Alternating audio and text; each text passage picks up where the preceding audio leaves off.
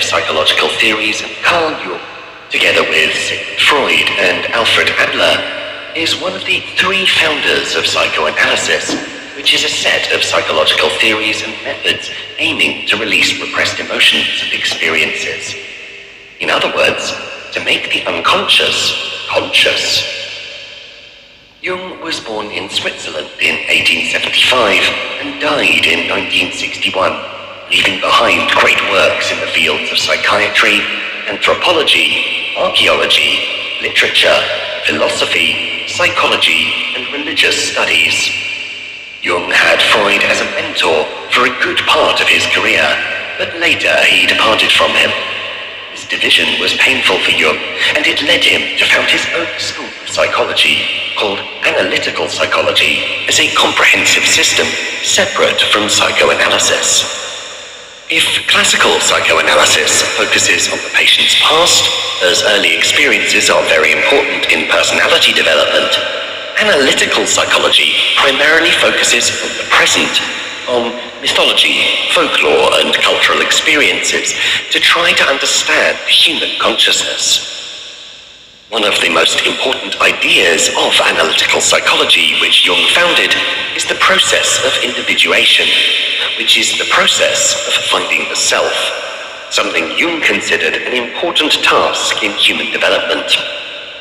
While he did not formulate a systematic philosophy, he is nonetheless considered a sophisticated philosopher, his school of thought dubbed Jungian philosophy.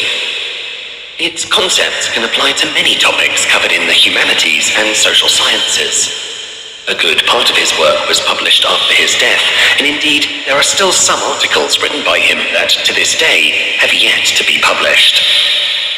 Some of his most important books are Psychology of the Unconscious, Man and His Symbols, The Archetypes and the Collective Unconscious, Modern Man in Search of a Soul, The Psychology of Transference, Memories, Dreams, Thoughts, and the relations between the ego and the unconscious.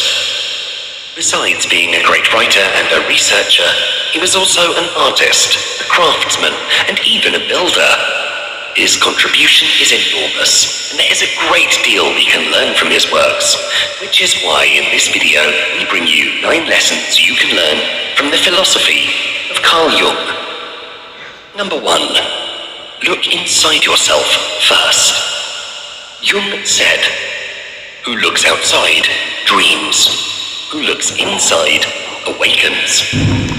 If Freud was inclined towards the empirical side of the science of psychology, Jung was seen by many as a mystic, being very much interested in philosophy and spiritual subjects, although he preferred to be seen as a scientist.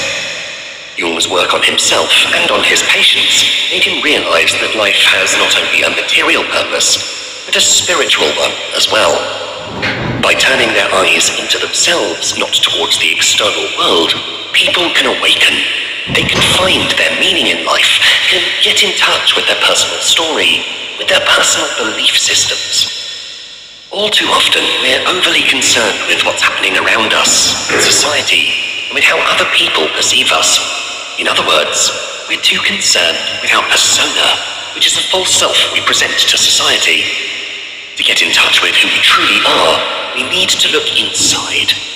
By looking inside, we can better understand who we are, and better know our personal myth, our personal belief system, and we can understand who we want to become, and this will help us have a direction, a sense in life.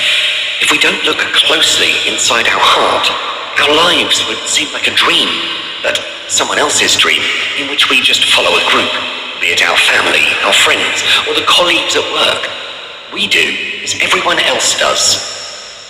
Looking inside is a process of self-exploration. It's the foundation of our true self. To look inside, we need to spend more time alone, meditating, analyzing our desires and dreams, making lists of them and of our skills and our talents, and figure out what would be the most logical path to take in life based on what desires and resources we have. Doing this regularly, we can find the right compass to guide us throughout our lives. Number 2, integrate your contraries. According to Jung, Wholeness is not achieved by cutting off a portion of one's being, but by integration of the contraries. Jung is famous for exploring the concepts of anima and animus in psychology. According to his work, they represent the contrasexual aspects of a person's psyche. Jung believed that if you're a woman, you have an interpersonal masculine psyche or animus within you. And if you're a man, you have an interpersonal feminine psyche or anima within you. While our understanding of gender in the way Jung expressed it has changed radically in the decades since he developed his theories, the principle of a duality of personality can still be a useful way of understanding and working with our own holistic psyche. The main consequence of having our psyche divided into two different parts, our external gender identity and a subconscious one, the contrasexual part, be that anima or animus, is that many of us tend to neglect the subconscious one, repressing it, and sometimes that can come back to hurt us. To avoid this conflict, it's important to not only recognize this hidden part, but to accept it. When we have the two sides in harmony, our attitude and interactions with the opposite sex tend to be more positive. We can try to observe our own behavior in dealing with others. We can take notes and analyze the progress we make in this journey.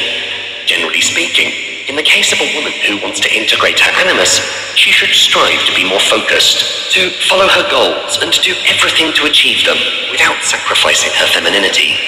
And in the case of a man, he should start trusting his emotional side more, to open up more in front of other people, and to be more gentle in dealing with others without sacrificing his masculinity. Through this integration, our interactions with the opposite sex will improve. We can measure our progress in various ways. Perhaps we could write every day the way that we made decisions, the way we interacted with others and made our voices heard. Balancing our identity with our shadow, our anima or animus, is the key in achieving wholeness and improving our relations with the opposite sex. Number 3.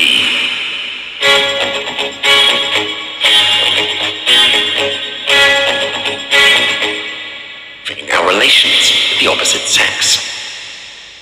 Number 3. Analyze your dreams. In the words of Jung, the dream shows the inner truth and reality of the patient as it really is, not as I conjecture it to be, and not as he would like it to be, but as it is.